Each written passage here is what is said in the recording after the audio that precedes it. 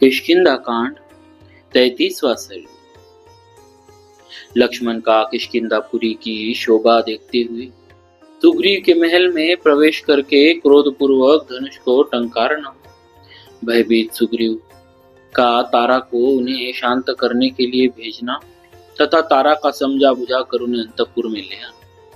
इधर गुफा में प्रवेश करने के लिए अंगद के प्रार्थना करने पर शत्रु वीरों का संहार करने वाले लक्ष्मण ने श्री राम की आज्ञा के अनुसार किष्किंधा नामक रमणीय गुफा में प्रवेश किया।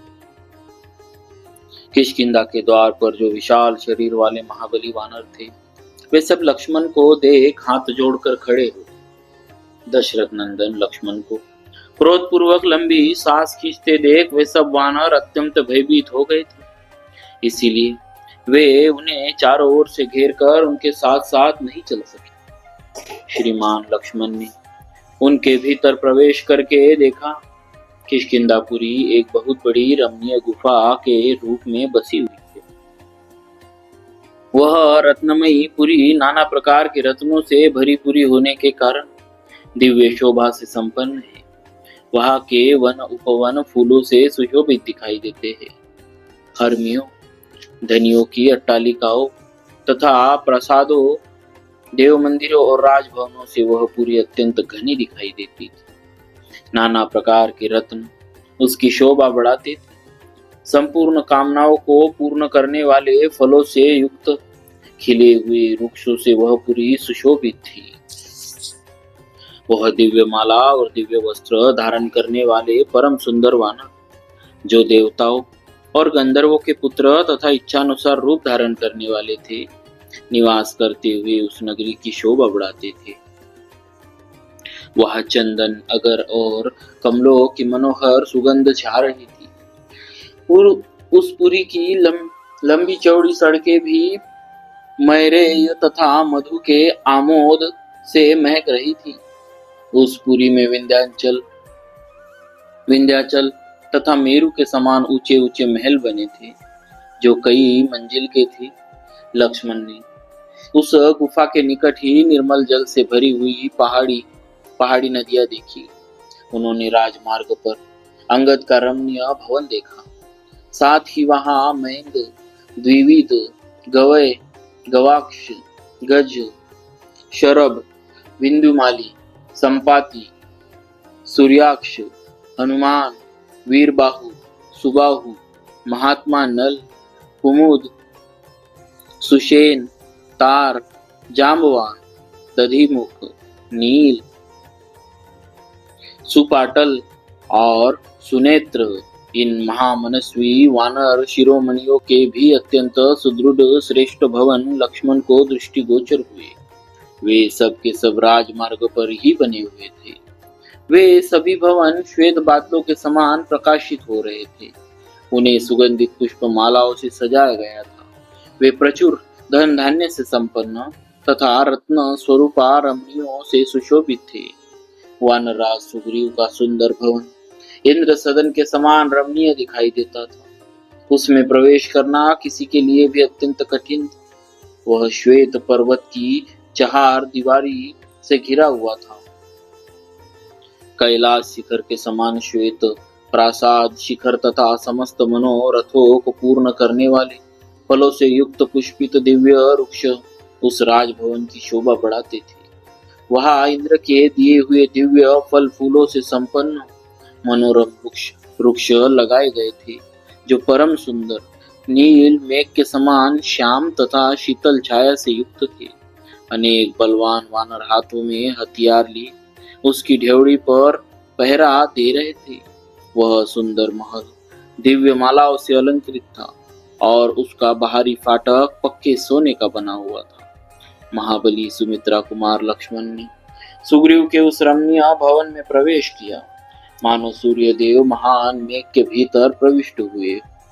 उस समय किसी ने रोक टोक नहीं की।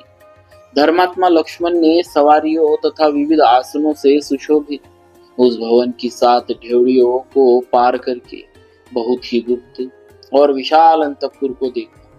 उसमें जहां तहां चांदी और सोने के बहुत से पलंग तथा अनेक श्रेष्ठ आसन रखे हुए थे और उन सब पर बहुमूल्य बिछौने बिछे थे। उन सब से वह अंतपुर सुसज्जित दिखाई देता था। उसमें प्रवेश करते ही लक्ष्मण के कानों में संगीत की मीठी तान सुनाई पड़ी, जो वहां निरंतर गूंज रही थी। वीणा के लय पर कोई कोमल कंठ से गा रहा था। प्रत्येक पद और अक्षर का उच्चारण सम ताल का प्रदर्शन करते हुए हो रहा था। महाबली लक्ष्मण ने सुग्रीव के उस अंतपुर में अनेक रूप रंग की बहुत सी सुंदरी स्त्रियां देखी, जो रूप और यौवन के गर्व से भरी हुई थी। वे सब की सब उत्तम कुल में उत्पन्न हुई थी, फूलों के गजरों से अलंकृत थी, उत्तम पुष्पहारों के निर्माण में लगी हुई थी और सुंदर आभूषणों से विभूषित थी। उन सब को देखकर लक्ष्मण ने सुग्रीव के सेवकों पर भी दृष्टिपात किया, जो अतृप्त या संतुष्ट नहीं थे। स्वामी के कार्य सिद्ध करने के लिए अत्यंत फुर्ती की भी उनमें कमी नहीं थी, तथा उनके वस्त्र और आभूषण भी निम्न श्रेणी के नहीं थे। नुपुरों की झनकार और करधनी की खनखनाहट सुनकर श्रीमान सुमित्रा कुमार लज्जित हो गए। पराई स्त्रियों पर दृष्टि पड़ने के कारण उन्हें स्वभावतः संकोच हुआ। पश्चाताप पुनः आभूषणों की झनकार सुनकर वीर लक्ष्मण रोष के आवेग से और भी कुपित हो उठे और उन्होंने अपने धनुष पर टंकार दी, जिसकी ध्वनि से समस्त दिशाएं गूंज उठी। रघुकुलोचित सदाचार का ख्याल करके महाबाहु लक्ष्मण कुछ पीछे हट गए और एकांत में जाकर खड़े हो गए।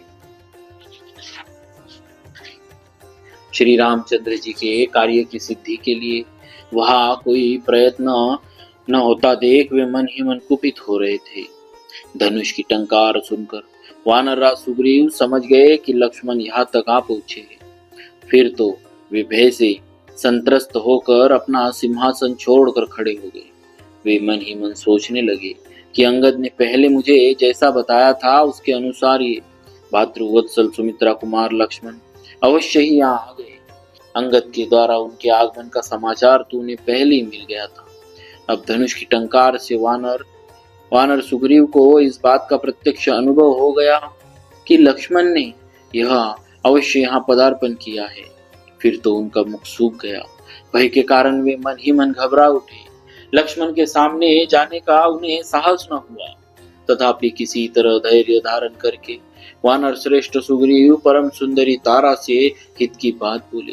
सुंदरी, इनके रोष का क्या कारण हो सकता है, जिससे स्वभावता कोमल चित्त होने पर भी ये श्री रघुनाथ जी के छोटे भाई रुष्ट से होकर यहाँ पधारे। आनंदिते, तुम्हारे देखने में कुमार लक्ष्मण के रोष का आधार क्या है? ये मनुष्यों में श्रेष्ठ है, अतः बिना किसी कारण के निश्चय ही क्रोध नहीं कर सकते।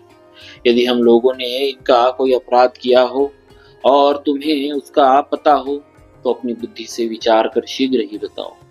अथवा भामिनी, तुम स्वयं ही जाकर लक्ष्मण को देखो और सांत्वना युक्त बातें कहकर उन्हें प्रसन्न करने का प्रयत्न करो।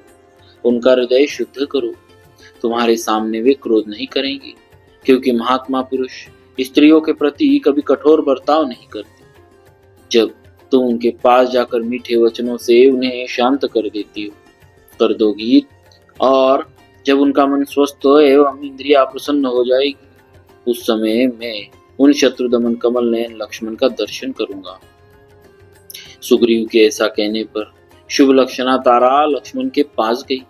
उसका पतला शरीर और स्वाभाविक संकोच एवं विनय से झुका हुआ था। उसके नेत्र मत से चंचल हो रहे थे, पैर लड़खड़ा रहे थे और उसकी करधनी के सुवर्ण में सूत्र लटक रहे थे। वानर राज की पत्नी तारा पर दृष्टि पड़ते ही राजकुमार महात्मा लक्ष्मण अपना मुंह नीचा करके उदासीन भाव से खड़े हो गए। स्त्री के समीप होने से उनका क्रोध दूर हो गया। मधुपान के कारण तारा की नारी सुलभ लज्जा निवृत्त हो गई थी। उसे राजकुमार लक्ष्मण की दृष्टि में कुछ प्रसन्नता का आभास मिला, इसीलिए उसने स्नेह जनित निर्भीकता के साथ महान अर्थ से युक्त यह सांत्वना पूर्ण बात कही। राजकुमार, आपके क्रोध का क्या कारण है? और आपकी आज्ञा के अधीन कौन नहीं है? कौन निडर होकर सूखे वृक्षों से भरे हुए वन के भीतर चारों ओर फैलते हुए दावानल में प्रवेश कर रहा है? तारा के इस वचन में सांत्वना भरी थी। उसमें अधिक प्रेम पूर्वक हृदय का भाव प्रकट किया गया था। उसे सुनकर लक्ष्मण के हृदय की आशंका जाती रही। वे कहने लगे, अपने स्वामी के हित में संलग्न रहने वाली तारा, तुम्हारा यह पति विषय भोग में आसक्त होकर धर्म और अर्थ के संग्रह का लोप कर रहा है। क्या तुम्हें इसकी इस अवस्था का पता नहीं है? तुम इसे समझाती क्यों नहीं? तारे, सुग्रीव अपने राज्य की स्थिरता के लिए ही प्रयास करता है। हम लोग शोक में डूबे हुए हैं, परंतु हमारी इसे तनिक भी चिंता नहीं होती। यह अपने मंत्रियों तथा राज्यसभा के सदस्यों सहित केवल विषय भोगों का ही सेवन कर रहा है। वानरराज सुग्रीव ने 4 महीनों की अवधि निश्चित की थी। वे कभी बीत गए, परंतु वह मधुपान के मद से अत्यंत उन्मत्त होकर स्त्रियों के साथ क्रीड़ा विहार कर रहा। उसे बीते हुए समय का पता ही नहीं। धर्म और अर्थ की सिद्धि के निमित्त प्रयत्न करने वाले पुरुष के लिए इस तरह मद्यपान अच्छा नहीं माना जाता है, क्योंकि मद्यपान से अर्थ, धर्म और काम तीनों का नाश होता है। मित्र के किए हुए उपकार का यदि अवसर आने पर भी बदला न चुकाया जाए तो धर्म की हानि तो होती ही है। गुणवान मित्र के साथ मित्रता का नाता भी टूट जाने पर अपने अर्थ की भी बहुत बड़ी हानि उठानी पड़ती है। मित्र 2 प्रकार के होते हैं। एक तो अपने मित्र के अर्थ साधन में तत्पर होता है और दूसरा सत्य और धर्म के ही आश्रित होता है। तुम्हारे स्वामी ने मित्र के दोनों ही गुणों का परित्याग किया। वह न तो मित्र का कार्य सिद्ध करता है, न स्वयं ही धर्म में स्थित है। ऐसी स्थिति में प्रस्तुत कार्य की सिद्धि के लिए हम लोगों को भविष्य में क्या करना चाहिए? हमारे लिए जो समुचित कर्तव्य हो उसे तुम ही बताओ, क्योंकि तुम कार्य के तत्वों को जानती हो।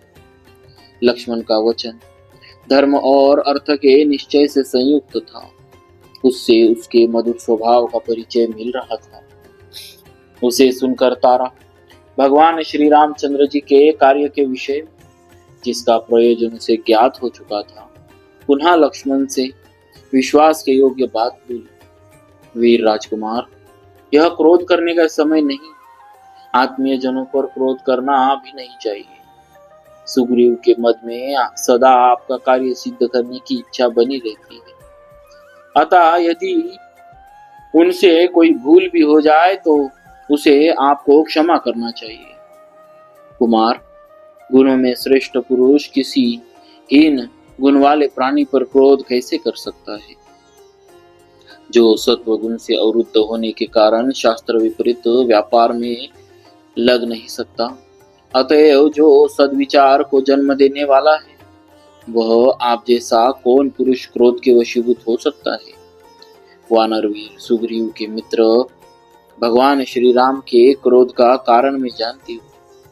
उनके कार्य में जो विलंब हुआ है उससे भी मैं अपरिचित नहीं हूँ। सुग्रीव का जो कार्य आपके अधीन था और जिसे आप लोगों ने पूरा किया है, उसका भी मुझे पता है, तथा इस समय जो आपका कार्य प्रस्तुत है उसके विषय में हम लोगों का क्या कर्तव्य है, इसका भी मुझे अच्छी तरह ज्ञान है। नरश्रेष्ठ, इस शरीर में उत्पन्न हुए काम का जो असह्य बल है उसको भी मैं जानती हूँ, तथा उस काम द्वारा आबद्ध होकर सुग्रीव जहाँ आसक्त हो रहे हैं वह भी मुझे मालूम है। साथ ही इस बात से भी मैं परिचित हूँ कि कामासक्ति के कारण ही इन दिनों सुग्रीव का मन दूसरे किसी काम में नहीं लगता। आप जो क्रोध के वशीभूत हो गए हैं, इससे जान पड़ता है कि काम के अधीन हुए पुरुष की स्थिति का आपको बिल्कुल ज्ञान नहीं है। वानर की तो बात ही क्या, कामासक्त मनुष्य भी देश काल और अर्थ और धर्म का ज्ञान नहीं रहता। कामासक्त मनुष्य को भी देश काल अर्थ और धर्म का ज्ञान नहीं रह जाता, उनकी और उसकी दृष्टि नहीं जाती। विपक्षी वीरों का विनाश करने वाले राजकुमार वानराज सुग्रीव विषय भोगों में आसक्त होकर इस समय मेरे ही पास थे। काम के आवेश में उन्होंने अपनी लज्जा का परित्याग कर दिया है, तो भी उन्हें अपना भाई समझकर क्षमा की। जो निरंतर धर्म और तपस्या में ही संलग्न रहते हैं, जिन्होंने मोह को अवरुद्ध कर दिया है, अविवेक को दूर भगा दिया है, वे महर्षि भी कभी कभी विषयाभिलाषी हो जाते हैं। फिर जो स्वभाव से ही चंचल वानर है, वह राजा सुग्रीव सुख भोगों में क्यों ना आसक्त हो। अप्रेम अप्रमेय शक्तिशाली लक्ष्मण से इस प्रकार महान अर्थ से युक्त बात कहकर मद से चंचल नेत्रों वाली वानर पत्नी तारा ने पुनः खेद पूर्वक स्वामी के लिए हितकर वचन कहा। नरश्रेष्ठ, यद्यपि सुग्रीव इस समय काम के गुलाम हो रहे, तथापि उन्होंने आपका कार्य सिद्ध करने के लिए बहुत पहले से ही उद्योग आरंभ करने की आज्ञा दे रखी है। इसके फलस्वरूप इस समय विभिन्न पर्वतों पर निवास करने वाले लाखों और करोड़ों वानर, जो इच्छानुसार रूप धारण करने में समर्थ एवं महान पराक्रमी है, यहाँ उपस्थित हुए हैं। महाबाहो, दूसरे की स्त्रियों को देखना अनुचित समझकर जो आप भीतर नहीं आए, बाहर ही खड़े रह गए, इसके द्वारा आपने सदाचार की रक्षा की। अतः आप भीतर आइए। मित्र भाव से स्त्रियों की ओर देखना, उनके प्रति माता बहन आदि का भाव रखकर दृष्टि डालना सत्पुरुषों के लिए अधर्म है। तारा के आग्रह और कार्य की जल्दी से प्रेरित होकर शत्रुदमन महाबाहु लक्ष्मण सुग्रीव के महल के भीतर गए। वहां जाकर उन्होंने देखा, एक सोने के सिंहासन पर बहुमूल्य बिछौना बिछा है और वानरराज सुग्रीव सूर्य तुल्य तेजस्वी रूप धारण किए उसके ऊपर विराजमान है। उस समय दिव्य आभूषणों के कारण उनके शरीर की विचित्र शोभा हो रही। दिव्य रूपधारी यशस्वी सुग्रीव दिव्य मालाएं और दिव्य वस्त्र धारण करके दुर्जय वीर देवराज इंद्र के समान दिखाई दे रहे थे। दिव्य आभूषणों और मालाओं से अलंकृत युवती स्त्रियां उन्हें चारों ओर से घेर कर खड़ी थी। उन्हें इस अवस्था में देख लक्ष्मण के नेत्र रोषावेश के कारण लाल हो गए। वे उस समय यमराज के समान भयंकर प्रतीत होने लगे। सुंदर सुवर्ण के समान कांति और विशाल नेत्र वाले वीर सुग्रीव अपनी पत्नी रूमा को गाढ़ आलिंगन पाश में बांधे हुए एक श्रेष्ठ आसन पर विराजमान थे। उसी अवस्था में उन्होंने उदार हृदय और विशाल नेत्र वाले सुमित्रा कुमार लक्ष्मण को देखा। इस प्रकार श्री वाल्मीकि निर्मित आर्ष रामायण आदि काव्य के किष्किंधा कांड में 33वां सर्ग पूरा हुआ। बोलिए श्री सीताराम की जय। भक्तवत्सल